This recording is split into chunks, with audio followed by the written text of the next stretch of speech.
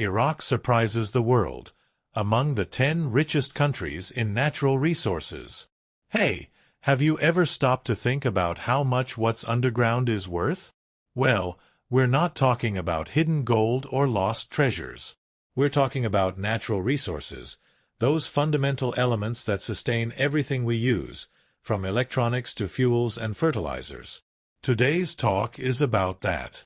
About what silently moves the world: minerals, oil, gas, rare metals. And even more, about the role that countries like Iraq are once again playing on the new global chessboard. Iraq among the giants.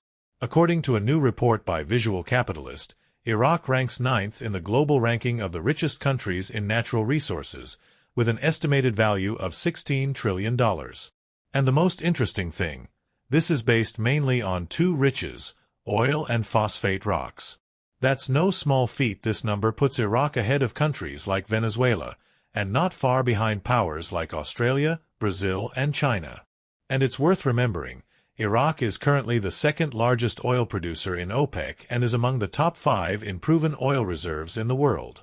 The country practically breathes fossil fuels. That's what sustains most of its economy. Who's at the top? And what does this say about the future? Now, let's break it down. Who leads this list? 1. Russia, $75 trillion in resources, including coal, natural gas, oil, gold, timber, and rare earths. 2. United States, $45 trillion, with emphasis on coal, timber, natural gas, and copper. 3.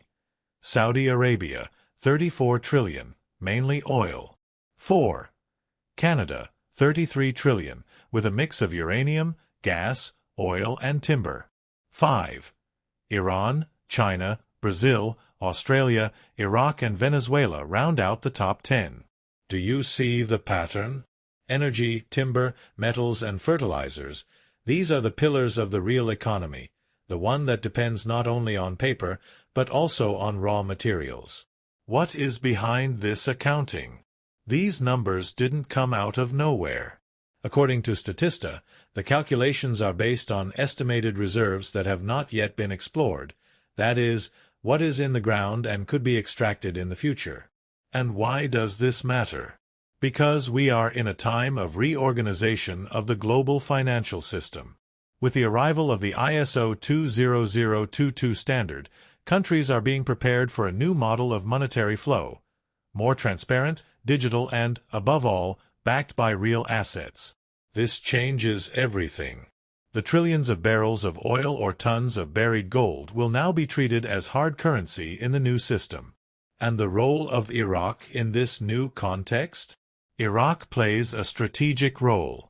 Despite historical conflicts and instability, the country remains a key hub in the global energy supply. Now, as the world moves toward more decentralized and fair financial systems, as proposed by the Gesara agenda, countries rich in natural assets can gain greater autonomy, sovereignty, and influence. Little by little, we see regional agreements forming, new energy routes being designed, and sovereign digital currencies emerging. It is as if the game is being reset, and Iraq, with its buried reserves, is in the room where the rules are being rewritten. A future under construction. What is clear from this report is that nations are repositioning themselves. Natural resources are back at the center of the board. And more than that, they are being considered as instruments of ballast, power, and economic reconstruction. With the implementation of ISO 20022 and the Gesara principles approaching, countries like Iraq are expected to negotiate in a more balanced, transparent manner, with a focus on collective well-being. What we are seeing is just the beginning of a silent, but profound, transition. The economy of the future will no longer be made of paper alone. It will be made of real value. And that changes everything.